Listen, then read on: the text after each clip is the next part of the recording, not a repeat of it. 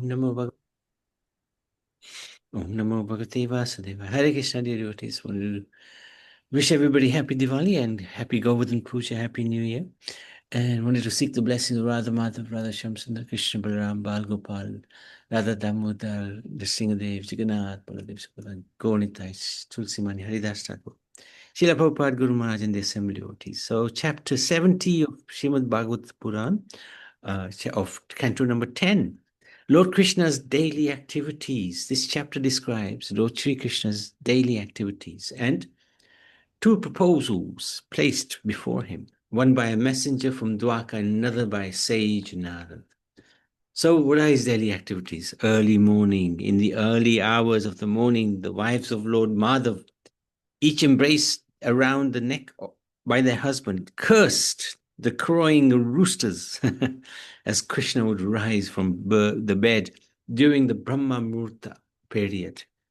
And with a clear mind, he would then meditate upon himself. Who else is he going to meditate on? The ladies were disturbed that now they would be separated from him.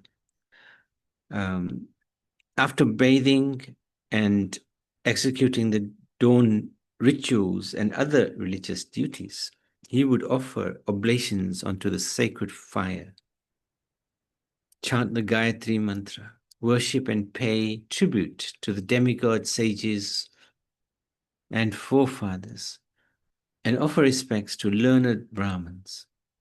Then he would touch auspicious substances, decorate himself with celestial ornaments, and gratify his subjects by giving them whatever they desired.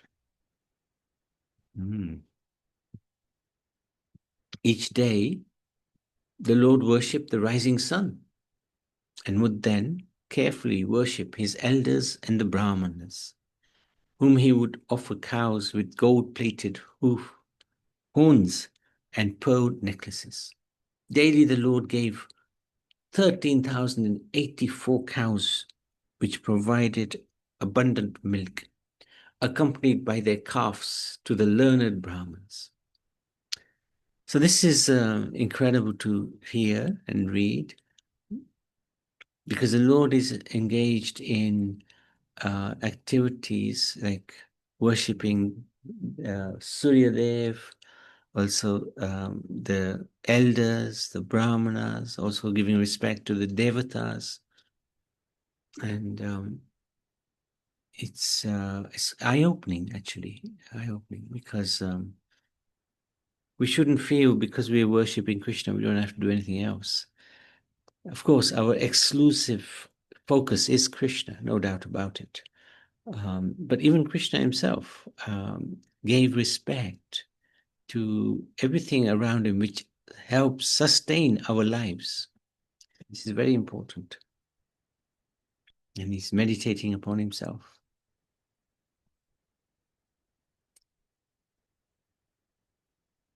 The Lord's chariot driver, Daruka, would bring his supremely worshipful, wonderful chariot, and the Lord would mount it, together with Satyaki and Uddhav. The palace women would look upon Lord Krishna with shy, loving glances, and thus he would get free from them only with difficulty. He would then drive to the royal Sudharma assembly hall, which protects those who enter it from the 6 waves of material life.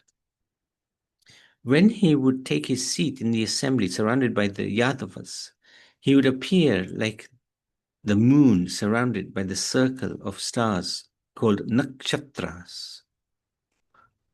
Poets would recite his praises to the accompaniment of drums, cymbals, veenas, and other instruments, and jesters would entertain the Lord by displaying various comic moods. Brahmanas sitting in that assembly hall would fluently chant Vedic mantras, while others recounted stories of past kings of pious renown. This is a really wonderful painting.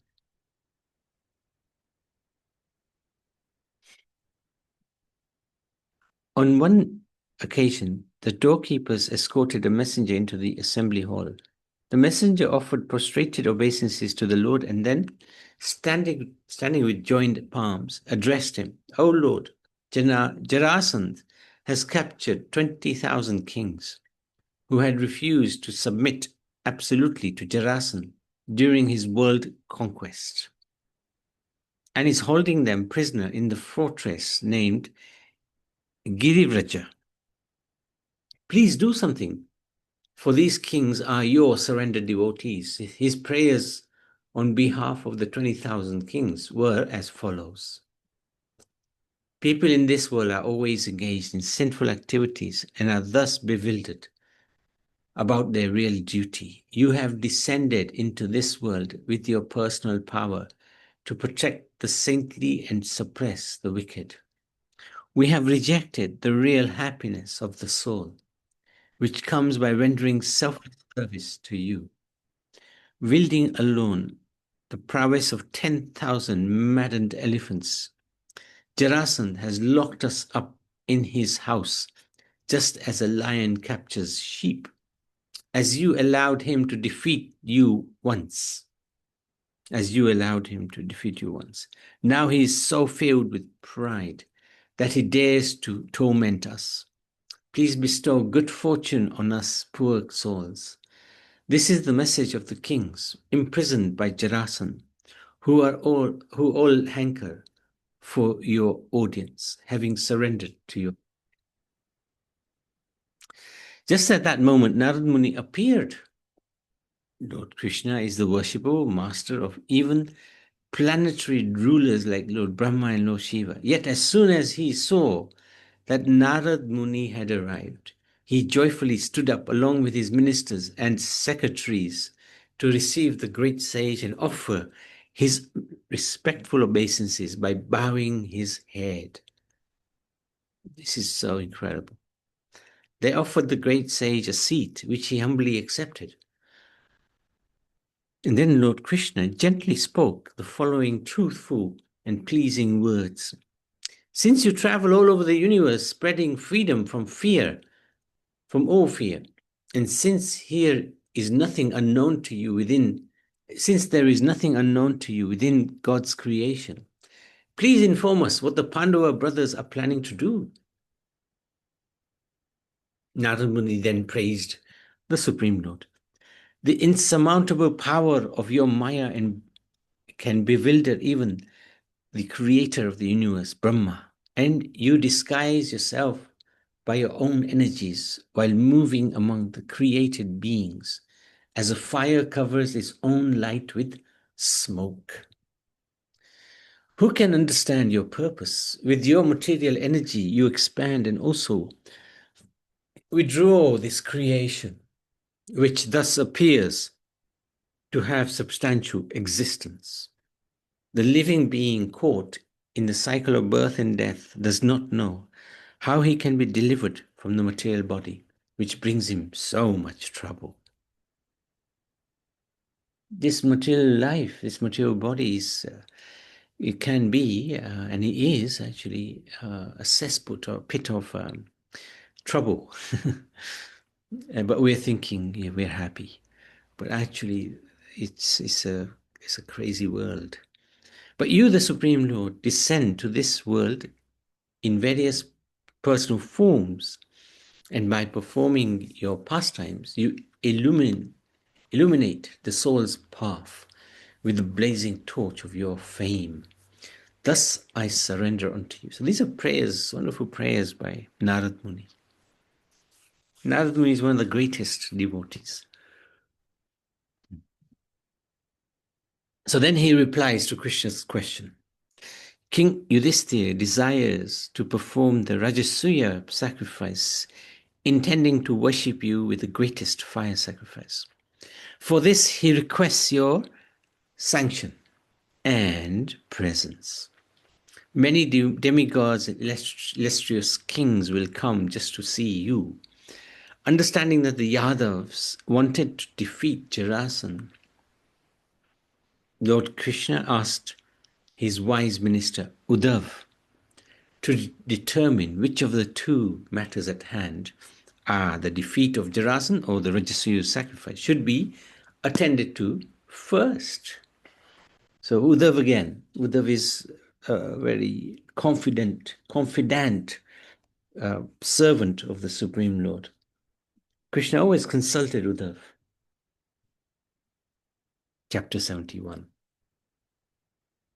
The Lord travels to Indraprastha. This chapter relates how Lord Krishna followed Uddhav's advice and went to Indraprastha, where the Pandavas celebrated his arrival with great festivities. Wise Uddhav, knowing Lord Krishna's inner desire, advised the Lord as follows. By conquering all directions and then performing the Rajasuya sacrifice, King Yudhishthira will fulfill all his purposes, defeating Jarasan, protecting those who have taken shelter of you, and executing the Rajasuya Yajna. Thus the Yadav's powerful enemy will be destroyed and the imprisoned kings freed, and both deeds will glorify you. King Jarasan, who is as strong as 10,000 elephants, can be killed. Thank you. Only by Bhim, and indeed no other powerful warrior can defeat him. Bhim should disguise himself as a Brahmin, go to Jarasan, beg a fight from him. He will be defeated in a match of single chariots, not when he is with his 100 military divisions. So in your presence, Bhim will defeat the demon. The killing of Jarasan, which is certainly a reaction to his past sins, will bring immense benefit. Indeed, it will make possible the sacrificial ceremony you desire. That's the Rajasuya ceremony. Even Lord Brahma and Lord Shiva act only as your instruments in cosmic creation and annihilation, which are ultimately done by you, in your invisible aspect of time. In their homes, the godly wives of the imprisoned kings sing of your noble deeds, about how you will kill their husband's enemy and deliver them. The gopis also sing your glories, so also do the sages who have obtained your shelter glorify you, as do we ourselves. So, Narad Muni, the Yadav elders, Lord Krishna praised Uddhav's plan. So Krishna begged his superiors for permission to leave, and he ordered his servants, headed by Taruk and Jaitra, to prepare for departure. Having heard the decision of the Lord and having been worshipped by him, Narad placed him firmly within his heart and departed through the sky. With pleasing words, the Lord addressed the messengers sent by the king. Did my dear messenger, I wish all good fortune to you. I shall arrange for the killing of King Magad. Do not fear. Thus addressed, the messenger departed and accurately relayed the Lord's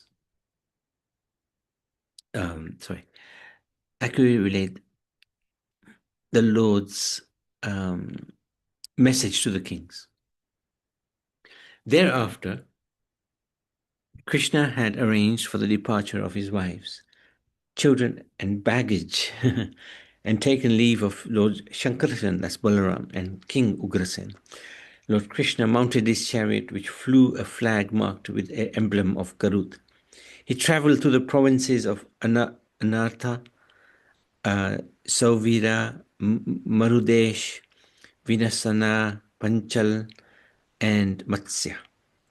Lord Hari headed for Indraprastha. Interesting how Narad Muni flies around and Lord Krishna travels on a chariot. So, the kings of Indraprastha. Soon Lord Krishna arrived in that city. Hearing of the Lord's arrival, King Yudhishthira immediately came out of the city to greet him.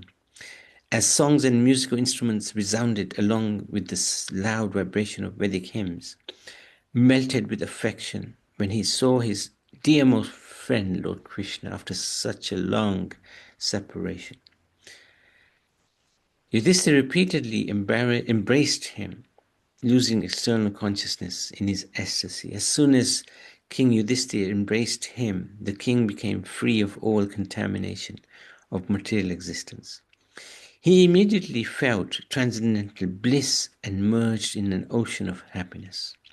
With tears in his eyes and his body shaking due to ecstasy, he completely forgot that he was living in this material world. Then Bhim, his eyes brimming with tears, laughed with joy as he embraced his maternal cousin Krishna. Arjun and the twins Nakul and Sadev also joyfully embraced their dearest friend, the infallible Lord. They cried profusely. Then Lord Krishna bowed down to the Brahmanas and elders present and properly honored the respectable members of the Kuru, Snijaya and Kaikaya clans. Sutas, Makads, Gandharvas, Vandis, Jesters, Brahmanas all glorified the lotus-eyed Lord. Some recited prayers, some dancing, singing. His madangas, conch shells, kettle drums, venas, panavas, and gomuks resounded. Thus, surrounded by his well-wishing relatives and praised on all sides, Lord Krishna, the crest jewel of the justly renowned, entered the decorated city.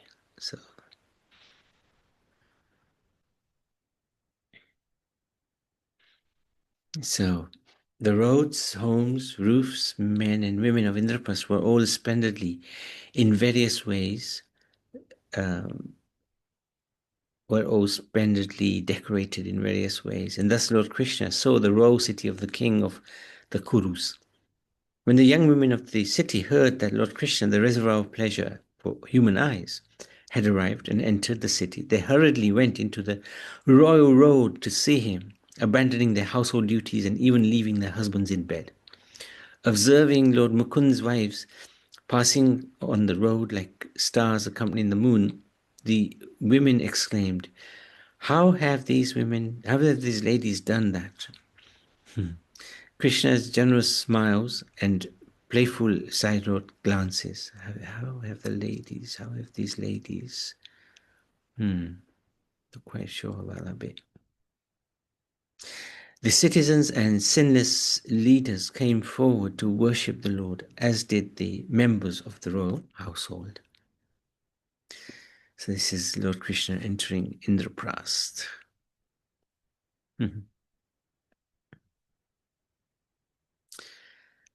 After appropriately greeting the residents of Indraprastha, Sri Krishna entered the royal palace and offered respects to Queen Kunti Devi, who embraced her nephew, and Draupadi and Subhadra offered obeisances to the Lord. Lord Krishna bowed down to his auntie and the wives of these elders. King Yudhishthira respectfully brought Lord Govinda to his personal quarters. The king was so overcome with joy that he could not remember all the rituals of worship. Kunti Devi then requested Draupadi to worship Lord Krishna's wives. So all the wives and children also had come. There was a big entourage, including Rukmini, Satyabhama, Bhadra, Jambavati, Kalindi, Mitravinda, the descendants of Sibi, the chaste Nagnajiti, and the other queens of the Lord who were present. Draupadi honored them all with such gifts as clothing, flower garlands, and jewelry. King Yudhishthira arranged for Krishna's rest and saw to it that all who came along with him, namely his queens, soldiers, ministers, secretaries, were comfortably situated. He arranged that they would experience a new feature of reception every day while staying as guests of the Pandavas. Desiring to please King Yudhishthira, the Lord resided at Indraprastha for several months. That's incredible. During his stay, he and Arjun satisfied the fire god by offering him the Kanda forest. And they saved Maya Danava, who then built King Yudhishthira's a celestial assembly hall. The Lord also took the opportunity to go riding in his chariot in the company of Arjun, surrounded by a retinue of soldiers. So this is end of chapter 71. Very interesting how the Lord reciprocates with his devotees and the devotees reciprocate with the Lord. So much love and respect between them. Any questions, any comments? Hare Krishna, Prabhuji. Hare Krishna. Yeah, just a realization. When I pray in the morning, I do remember the demigods and also pray Okay. to the forefathers, the Pitru. Right, right. I'm so surprised. I'm happy that Krishna is suggesting to do the same, but he does the same himself. Yeah, exactly. So, oh, Very, yeah, so I'm pleased about that. That what I'm doing is something yeah. that It's is in our tradition. spiritual path Yeah, yeah. activity. Yeah, and confirmed by the Lord, by him doing it himself. Yeah, I'm very pleased. Very I- good. Is Yeah. it probably we have to remember our elders, yeah? Not Yes. to remember. Yes. Remember them, honor them within the mind at least. Yes, absolutely.